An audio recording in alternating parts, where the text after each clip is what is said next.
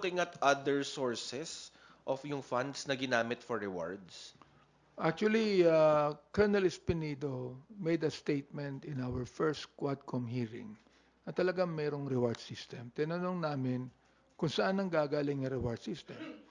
At sinabi niya, nanggagaling ito sa mga gambling money. For example, STL. Uh, for example, Pogo. Yeah. Hello, sir. Senator Ronald Bato de la Rosa said the Senate will launch its own investigation into war on drugs, and he will invite former President Rodrigo Duterte.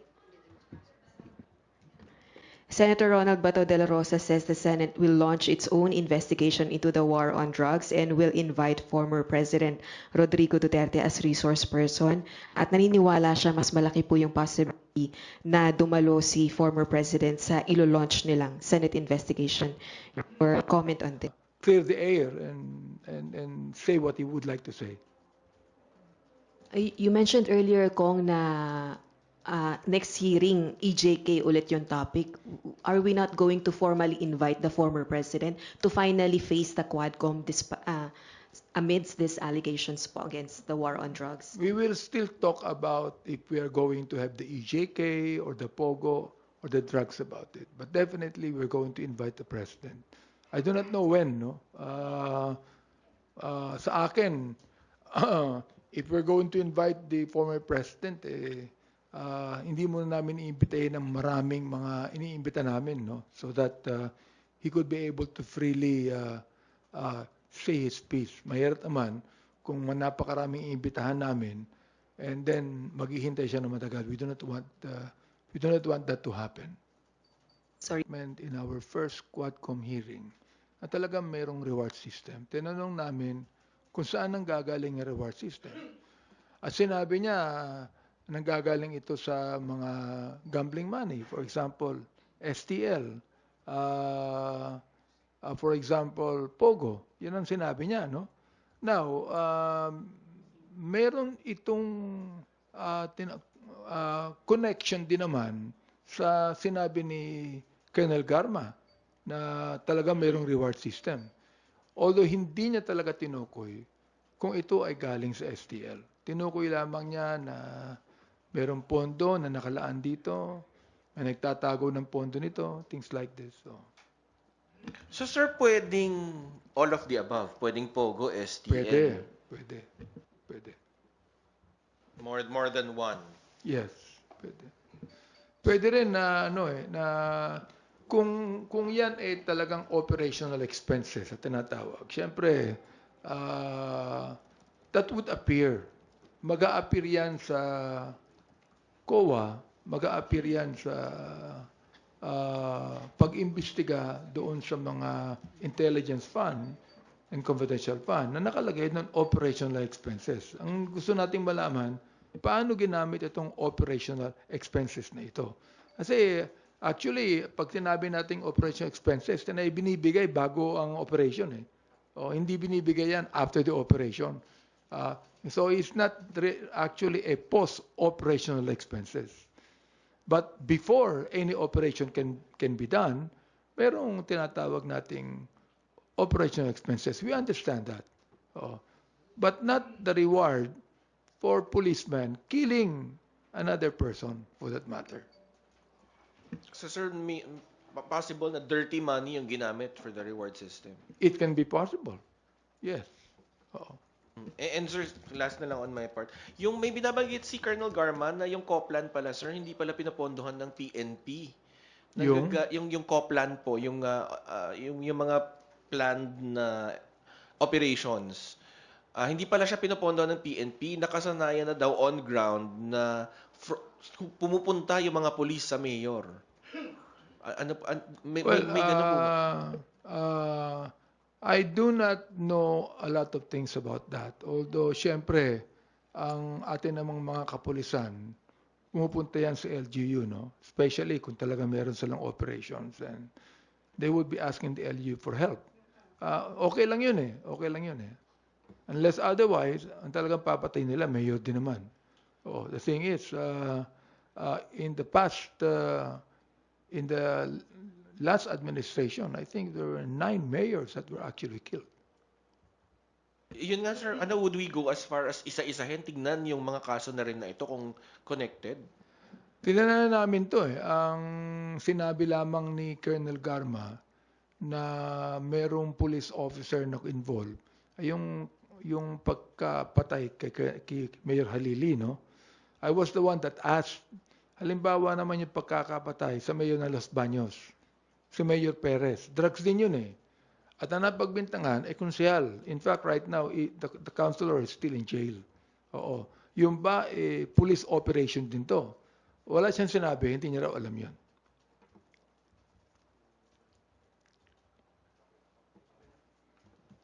Kong, Ian Cruz po, GMA. Yes. Sir, may testigo na ba tayo na magsasabi na galing nga sa CIF yung ginamit na pera sa Tokhang?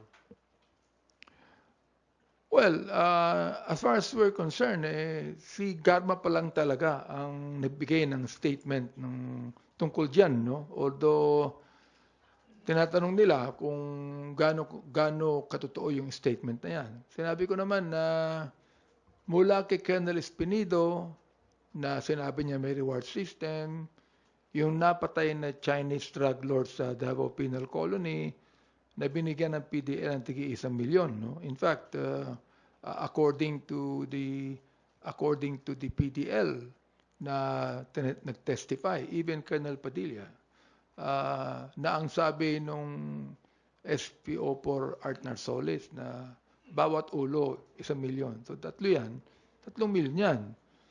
Pero 1 milyon lang ang binigay sa kanila. And yung dalawang PDL, they gave that 1 million to their wives o anak. Ano? So, sa kanila, naloko sila doon. Pangalawa, they were actually promised liberty. No? Tanggalin na yung kaso. But instead of that, they were even charged ng homicide. Oo. Pangatlo niyan, yung Kibarayuga na yung testimony ni Lieutenant Colonel Santi Mendoza na talagang nagkabayaran. 300,000 ang ibinayad doon sa nakapatay Kibarayuga at siya nga yung inutusan at nakatanggap siya. Sinabi niya nakatanggap siya ng 40,000. And of course, ang pangapat, si Colonel Garma. So, definitely, sa 4 na testimony yan, talagang mayroong reward system. There's no doubt about that. Ano pang kailangang ebidensya? Oh. So sir, sa pag-follow ng money trail, anong mga nakikita nyo malaking steps na gagawin ng komite? Well, ang step na gagawin po namin yung sinabi ni Congressman Dan Fernandez na we will invite COA. And then, of course, also, tatanungin namin yung AMLA tungkol sa palipat-lipat ng perang yan, kung saan nanggaling yan, kung saan napunta yan, kung sino ang nag-spend yan. I would think that AMLA would know about it. Congressman, sa tingin nyo, marami pa bang sasabihin si Colonel Garma? Ang dami na niyang sinabi niya malalaki, pero meron pa ba siyang sabi nga nila, meron pa bang tayong hinihintay sa kanya? Palagay ko, meron pa eh. Hindi ko pwedeng isawalat sa lahat sa inyo. Meron pa. In fact, meron nang nagka-come forward sa amin on their own na nagbibigay ng salaysay. We still do not know kung ano yung sinumpiang salaysay yan. In fact, yung affidavit na ginawa ni Garma, nagulat kami lahat kasi binigay sa amin yan. Nagkaka-com hearing na kami. That was given to us. Oo, kaya nagulat kami sa revelation ni Colonel Garma. Si Leonardo po, si NAPOLCOM Commissioner, kailan po siya magsasalita at sa tingin nyo, may malaki din ba siyang papasabugin? Until such time that Colonel Leonardo would submit to us a signed affidavit, doon namin siya isasalang. Doon lamang. We still do not know what the status of his mind is. Pero meron na bang inclination na magte-testimonya siya kagaya po ni Colonel Garma? Sa akin palagay, no, sa akin lang, no, personally, palagay ko meron na eh. We only do not know when that would be, or perhaps in our next hearing, he'll be submitting to us ang isa kanyang sign na sinumpaang pagsalaysay, whatever it might be. Sana this coming October 22, no, supposedly, when we have the next hearing, na may sasalang namin si Colonel Leonardo. Congressman, yung mga class 96 at 97 na mga PNPA, meron na bang lumapit sa inyo na sinasabing may nalalaman din po sila? Wala pa naman. Wala pa naman lumalapit sa amin. Ay, Yes.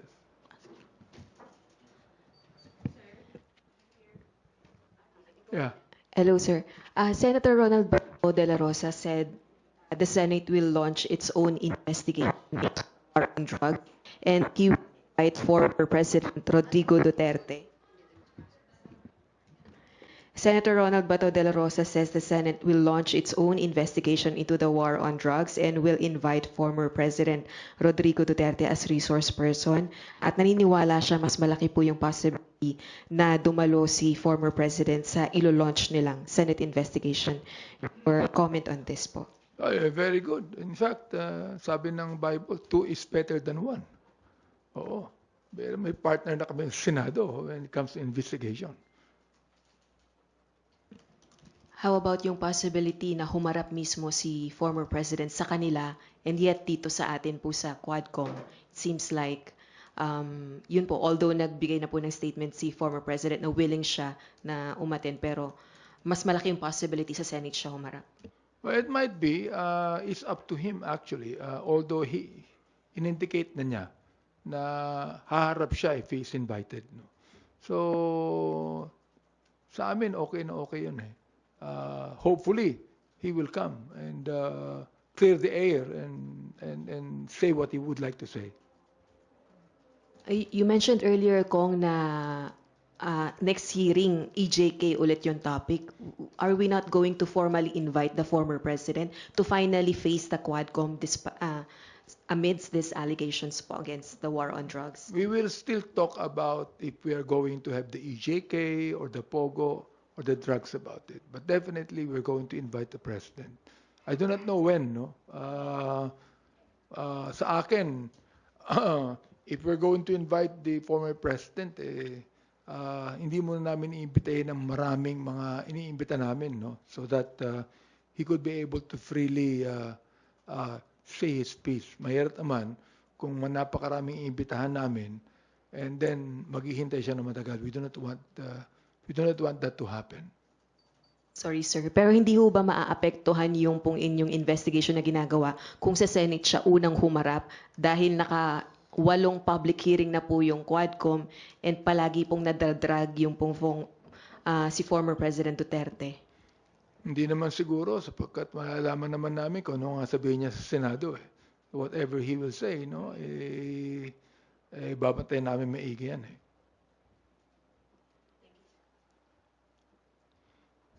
Yes. Sorry. Good morning po. Lianes Capante, GMA News Online. I asked Secretary Panelo yesterday about po yung plano ng Quadcom to investigate the possible use of Intel fund to fund the reward system Yes. in killing drug suspects. Ang sabi niya, one cannot launch a successful war on drugs without effective legal strategy, which necessarily will involve funding from the government. Police operations must be sufficiently financed for effective enforcement of the laws against drug trafficking. But he did not mention flat out na we did not use the Intel Fund. Wala siyang ganong statement na categorical.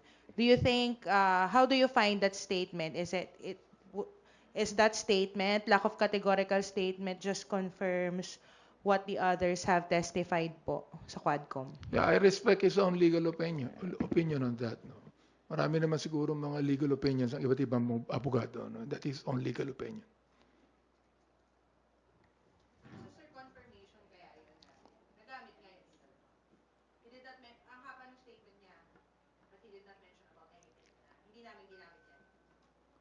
Ah, anong ibig sabihin ng hindi namin ginamit? Kasama siya ron?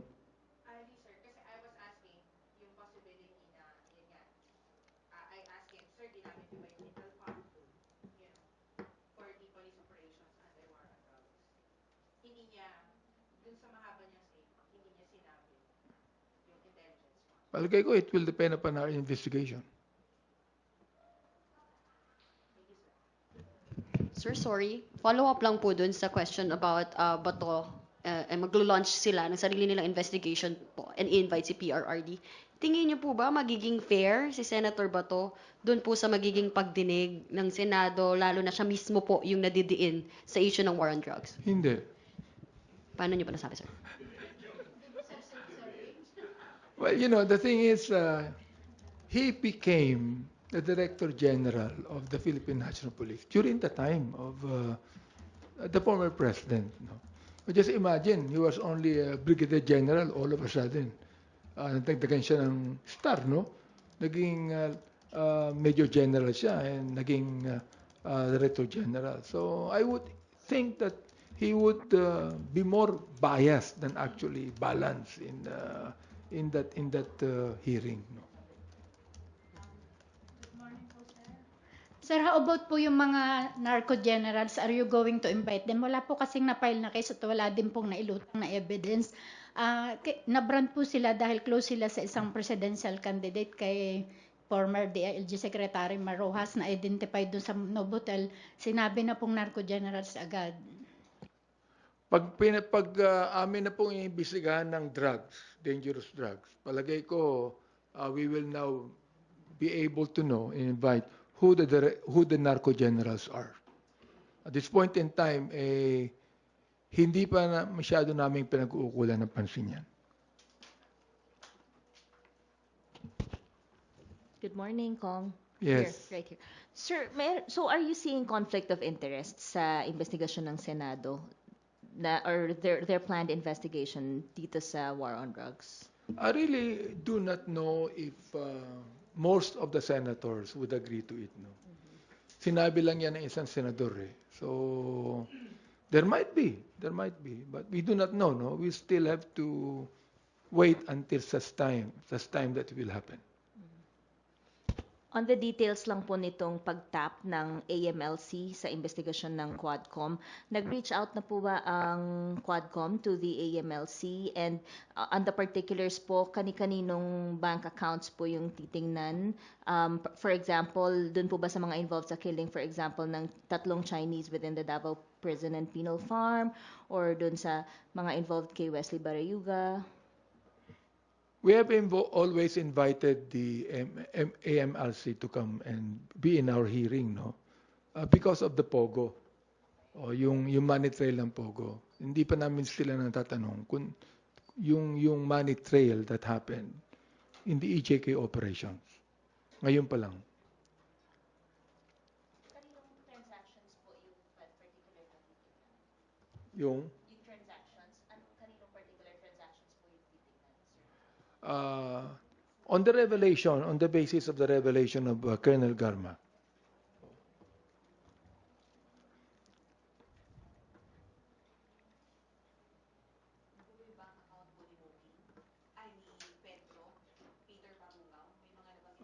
Oo, yung Peter, no? In fact, we are actually looking at the possibility of inviting him to come. Kung sino man yung Peter na yun. Wala nakakakilala kung sino siya eh. Pero papatingnan po yung kanyang bank account sa ACLAC. Yes, because siya yata yung humahawak ng bangko eh. I don't actually know about it.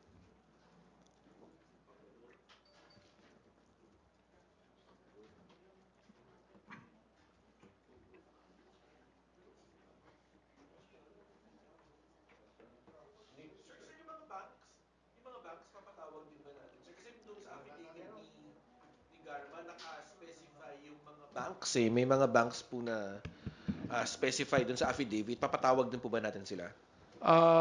Hindi yata na-specify ni Garma kung anong bangko. Pero sinabi niya na mayroong bangko.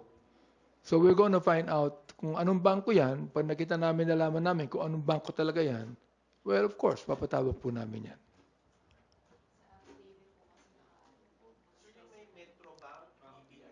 Kung naka-specify yan, we will call on them. Definitely. You don't see naman na magiging hurdle yung bank secrecy law, ganyan, wala naman kailangan. Hindi naman siguro. I mean, I think that the AMLA would know about it. I think that the bank will be honest about the transactions.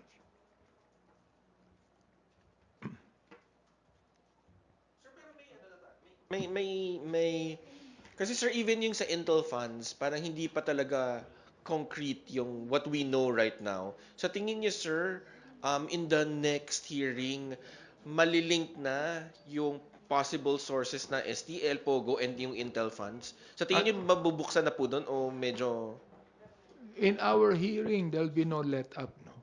Ibig sabihin, talagang hindi lang namin tatapusin ito. But we will do everything we can to let the people know kung talagang ano nangyari dyan.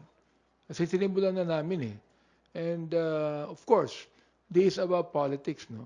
The thing is, we would like the people to know na talagang kami gagawin namin na lahat para ma-expose lahat itong mga shenanigans na ito, ma-expose lahat itong mga illegal na gawain ito.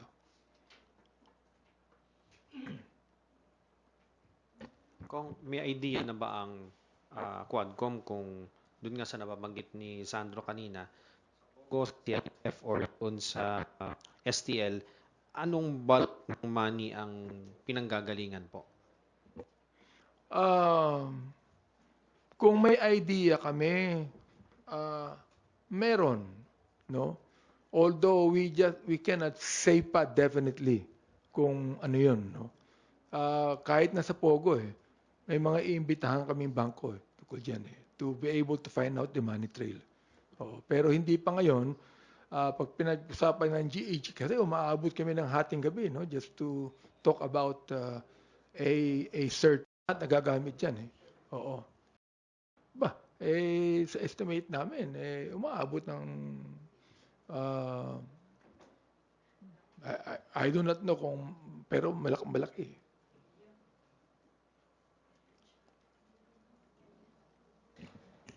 Hi Sir, Mela from PTV po. Sir, yung dalawang bills na final ng Quad Committee Chairman, kailan po kaya masusunod? Kasi nababanggit nyo sa mga pagdinig, marami kayong inaay na panukalang batas na ihain mula dun sa mga natutuklasan nyo sa mga pagdinig. Kailan po kaya yung susunod na magiging paghain ng mga panukala ng Quadcom? At ano-ano yung mga susunod pang panukala na ihahain pa natin mula dun sa mga naungkat natin sa investigasyon? Pinag-aaral na namin yung pangatlong batas on the espionage bill.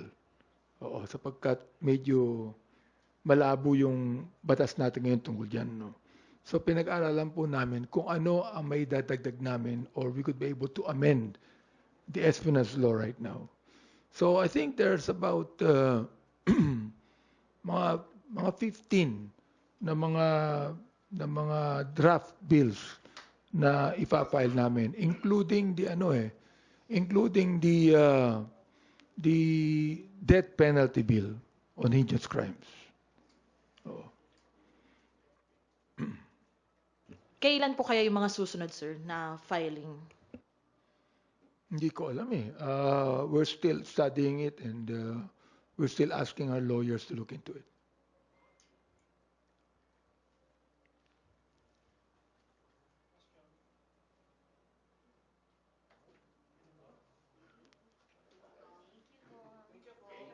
Salamat. Can I just say something? Gusto ko lang magpasalamat po sa ating mga kababayan.